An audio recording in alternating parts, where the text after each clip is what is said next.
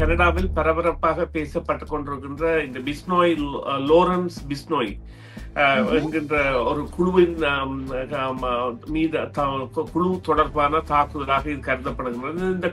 இந்த குழுவின் தலைவரான அந்த லோரன்ஸ் பிஸ்னோய் என்பவர் இந்தியாவில் சிறையில் இருக்கின்றார். கடந்த பல வருடங்களாக இருந்த பொழுதும் அவரது தொடர் வலைப்பின்னல் என்பது வெளிநாடுகளில் செயற்பட்டு வருகின்றன. அவர்களுக்கும் இந்த காலிஸ்தான் ஆதரவு குழுக்களுக்கும் கூட தொடர்புகள் இருப்பதான ஒரு ஐயப்பாடு என்பது பலராலும் வெளியிடப்பட்டதாக இருந்தாலும், இவ்வாறான வெளிநாடுகளில் நடத்தப்படும் தாக்குதல்களில் பணப்பறிப்பு போன்றவைகளையும், கடைகளை குறிவைத்தும் பணக்காரர்களை குறிவைத்தும் மிரட்டல் விடுதல் போன்றவற்றையெல்லாம் செய்து வருகின்றார்கள் என்பது கண்டறியப்பட்ட ஒரு உண்மையாகவும், உலகளாகிய ரீதியில் ஒரு பாதாள குழு தலைவனாக இருந்து வருகின்றார். இங்கே உள்ள கவலைக்குரிய விடயம் என்னவென்று சொன்னால், இந்த இந்திய அரசு இவர் சிறையில் இருக்கின்ற பொழுதும் இவருக்கு போய் வருகின்ற தொலைபேசிகளையோ அல்லது கையடைக்க கம்ப்யூட்டர் கணனிகளோ போன்றவையெல்லாம் பாவிக்கின்ற செயற்பாடுகளை அவர் தாராளமாக செய்து வருகின்றார்.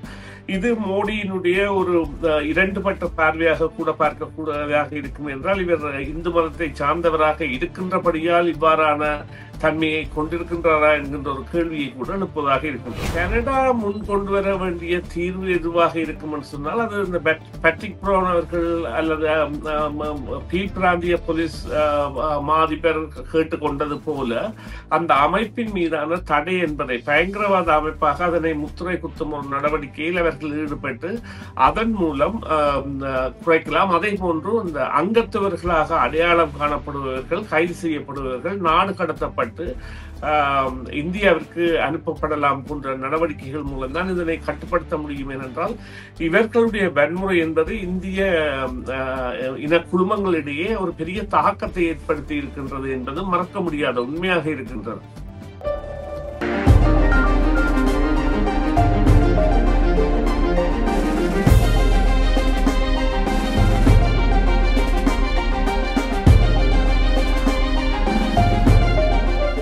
வணக்கம் நேயர்களே, மீண்டும் மற்றும் ஒரு செய்தியின் பின்னணி நிகழ்ச்சியில் உங்கள் அனைவரையும் சந்திப்பதில் மிக்க மகிழ்ச்சி அடைகின்றோம். இன்றைய தினம் பேச போன்றோம் என்னவென்றால், கனடாவின் சுரேயில் நடிகர் கபில் சர்மாவின் தேநீர் விடுதியில் இரண்டாவது முறையாக துப்பாக்கி சூடு சம்பவம் நடைபெற்றிருக்கிறது. அதை பற்றி பேச போன்றோம். தகவல்களை கேட்டறிவதற்காக சுரேஷ் சர்மாவை இணைத்துக் கொள்ள போன்றோம். வணக்கம் சுரேஷ் சர்மா. வணக்கம் சுதர்சினி. வணக்கம் நேயர்களே. ஆமா, மீண்டும் வரவேற்கின்றோம் உங்களை நிகழ்ச்சிகளுக்கு. நடிகர் கபில் சர்மாவின் தேநீர் விடுதியில் இரண்டாவது முறையாக துப்பாக்கி சூட்டு சம்பவங்கள் நடைபெற்றிருக்கிறது. அதாவது இரண்டாவது முறையாக குறைந்தது 25 தடவைகள் துப்பாக்கி சத்தம் கேட்டதாக தெரிவிக்கப்படுகின்றது. அது மட்டுமில்லாமல் அதனுடைய வீடியோ கூட, ஒளிப்பதிவு கூட வெளியாகி இருக்கிறது. அதில் சொல்லப்பட்டிருக்கிறது என்னவென்றால், தங்களுக்கான ஒரு தீர்வு, தங்களுடைய கோரிக்கை பரிசீலிக்கப்படவில்லை அப்படி சொல்லி சொன்னால் அடுத்த தாக்குதல் மும்பையிலும் நடத்தப்படும் அப்படி சொல்லி சொல்லப்பட்டிருக்கிறது. இந்த சம்பவத்தை கொஞ்சம் தெளிவாக விளக்க முடியுமா? ஆமாம், இது இப்பொழுது கனடாவில் பரபரப்பாக பேசப்பட்டுக் கொண்டிருக்கின்ற இந்த பிஸ்னோய் லோரன்ஸ் பிஸ்னோய் என்கின்ற ஒரு குழுவின் மீது குழு தொடர்பான தாக்குதலாக இது கருதப்படுகின்றது. இந்த குழுவின் தலைவரான அந்த லோரன்ஸ் பிஸ்னோய் என்பவர் இந்தியாவில் சிறையில் இருக்கின்றார். கடந்த பல வருடங்களாக இருந்த பொழுதும் அவரது தொடர் வலைப்பின்னல் என்பது வெளிநாடுகளில் செயற்பட்டு வருகின்றன. அவர்களுக்கும் இந்த காலிஸ்தான் ஆதரவு குழுக்களுக்கும் கூட தொடர்புகள் இருப்பதான ஒரு ஐயப்பாடு என்பது பலராலும் வெளியிடப்பட்டதாக இருந்தாலும், இவ்வாறான வெளிநாடுகளில் நடத்தப்படும் தாக்குதல்களில் பணப்பறிப்பு போன்றவைகளையும், கடைகளை குறிவைத்தும் பணக்காரர்களை குறிவைத்தும் மிரட்டல் விடுதல் போன்றவற்றையெல்லாம் செய்து வருகின்றார்கள் என்பது கண்டறியப்பட்ட ஒரு உண்மையாகவும், அதிலும் குறிப்பாக பல கொலைகளுக்கான காரணமாக இவர்கள் இருந்திருப்பது என்பது கண்டறியப்பட்டதாகவும், இது ஒரு பாரதூரமான பிரச்சனையாக மேற்கு தேசங்களில் மாறி வருகின்றது. குறிப்பாக கனடாவில் இது காத்திரமான ஒரு பிரச்சனையாக அடையாளம் காணப்பட்டிருக்கின்றது. குறிப்பாக பிரம்டன் நகரில் கூட இவர்களது தாக்கங்கள், அதாவது இந்த பிஸ்னோய் லோரன் பிஸ்னோய் என்கின்ற இந்த குழுவினது தாக்கம் அல்லது ஆதிக்கம் அல்லது மிரட்டல் என்பது அதிகமாக இருப்பதாக அண்மையில் பேட்ரிக் ப்ரவுன் மற்றும் பீல் பிராந்திய போலீஸ் அதிபர் நிசான் துரியப்பா மற்றும் அவரது குழுக்கள் சென்று கனேடிய பிரதமரையும் கனேடிய பாதுகாப்பு அமைச்சரை கூட சந்தித்து இந்த குழுவை பயங்கரவாத குழுவாக அமையும் பிரகடனப்படுத்துமாறான கோரிக்கையை விடுத்திருந்தார்கள். அது குறித்த பரிசீலனைகள் நடைபெறுகின்ற பொழுதுதான் இப்பொழுது இந்த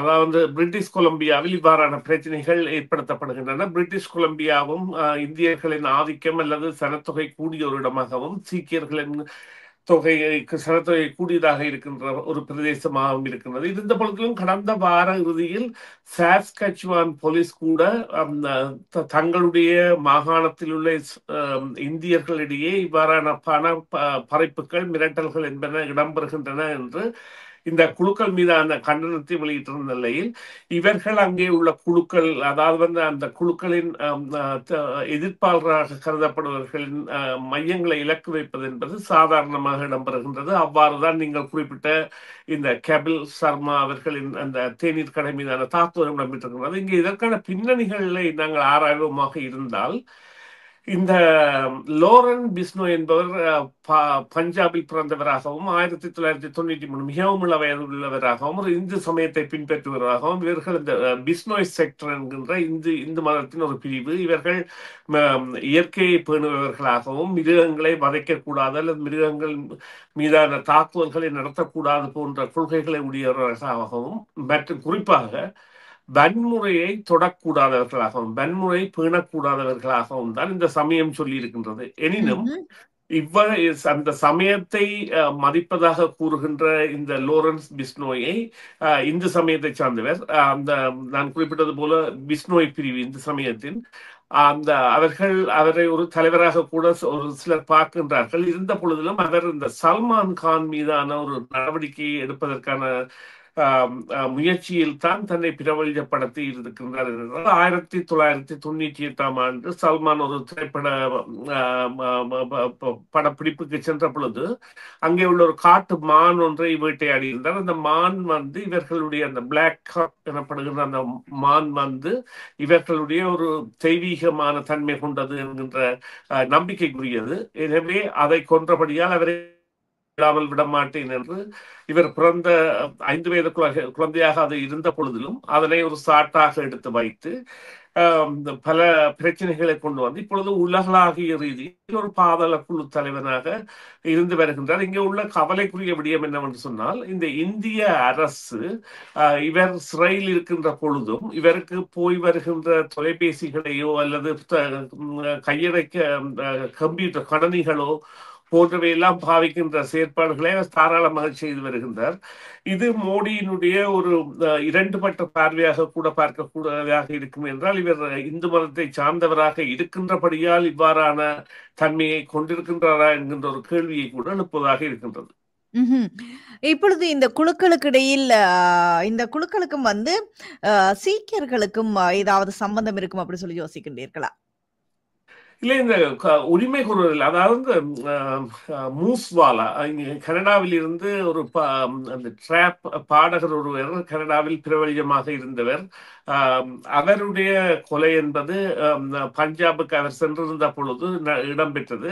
பஞ்சாபில் இந்த கபடி ஆட்டங்கள் பிரபல்யமானவை. அந்த கபடி ஆட்ட போட்டியில் கலந்து கொள்ள வேண்டாம் என்று ஒரு குழு அவரை மிரட்டி இருந்த பொழுதும் அவர் அதில் பங்கு பெற்றி இருந்ததால் அவரது கொலை இடம்பெற்றதாக கருதப்பட்ட பொழுதும் இந்த மூஸ்வாலா அவர்களின் கொலையுடன் இவரது பெயர் சம்பந்தப்பட்டதாகவும் அல்லது இவர் தொடர்பு படுத்தப்பட்டும் இருந்தார். அது போன்று இந்த பனு, அந்த அமெரிக்காவில் உள்ள அதிதீவிர காலிஸ்தான் கோரிக்கையை உடையவராக இருக்கின்ற பனு என்கின்ற வழக்கறிஞர் கூட இவர்களுடைய கோரிக்கைகளை போன்ற கோரிக்கைகளை உடையவர்களாக இருந்தாலும் நேரடி தொடர்புகள் இருக்கின்றன என்ற ஐயப்பாடு இருக்கின்றது. இருந்த பொழுதும் அதை உறுதிப்படுத்தக்கூடியதாக சம்பவங்கள் இடம்பெறவில்லை. ஆனால் இருவர்களும் அந்த வன்முறை செயற்பாடுகளில் ஈடுபடுவது என்பது கண்டுபிடிக்கப்பட்டு வருகின்றது என்பதுதான் தற்போதைய நிலைமையாக இருக்கின்றது. இப்பொழுது கனடாவை பார்த்தால் கனடாவில் அந்த குழுக்களுக்கு இடையிலான மோதல்கள் அப்படி சொல்லி அதிகரித்துக் கொண்டே வருகின்றது. இதற்கான ஒரு தீர்வாக கனடா எதை முன்வைக்கும், எதை முன்கொண்டு வரும் அப்படி சொல்லி யோசிக்கின்றீர்கள்? கனடா முன் கொண்டு வர வேண்டிய தீர்வு எதுவாக இருக்கும் என்று சொன்னால் அது இந்த பேட்ரிக் ப்ரவுன் அவர்கள் அல்லது கீழ் பிராந்திய போலீஸ் மாதிபர் கேட்டுக்கொண்டது போல அந்த அமைப்பின் மீதான தடை என்பதை பயங்கரவாத அமைப்பாக அதனை முத்திரை குத்தும் ஒரு நடவடிக்கையில் அவர்கள் ஈடுபட்டு அதன் மூலம் குறைக்கலாம். அதே போன்று இந்த அங்கத்தவர்களாக அடையாளம் காணப்படுபவர்கள் கைது செய்யப்படுபவர்கள் நாடு கடத்தப்பட்டு இந்தியாவிற்கு அனுப்பப்படலாம் போன்ற நடவடிக்கைகள் மூலம்தான் இதனை கட்டுப்படுத்த முடியும். ஏனென்றால் இவர்களுடைய வன்முறை என்பது இந்திய இன குழுமங்களிடையே ஒரு பெரிய தாக்கத்தை ஏற்படுத்தி இருக்கின்றது என்பது மறக்க முடியாத உண்மையாக இருக்கின்றது. சரி, நன்றி சுரேஷ் சர்மா. உங்களுடைய தகவல்களுக்கு கருத்துக்களுக்கு மீண்டும் ஒரு பொழுதில் சந்திப்போம். நன்றி, வணக்கம். நன்றி சுதர்சினி, நன்றி நேயர்களே, மீண்டும் ஒரு பொழுதில் சந்திப்போம். டிவிஐ யூடியூப் சேனலில் இணைந்திருக்கும் நேயர்கள் அனைவருக்கும் எமது நன்றி. எமது காணொளி தொகுப்புகளை தொடர்ந்து நீங்கள் பார்வையிடுவதற்கு கீழிருக்கின்ற பெல் பட்டனை அழுத்துவதனூடாக நோட்டிபிகேஷனில் பல காணொளி தொகுப்புகள் உடனுக்குடன் உங்களை வந்து சேரும். அருகில் இருக்கின்ற முக்கிய காணொளி தொகுப்புகளையும் பார்வையிட தவறாதீர்கள்.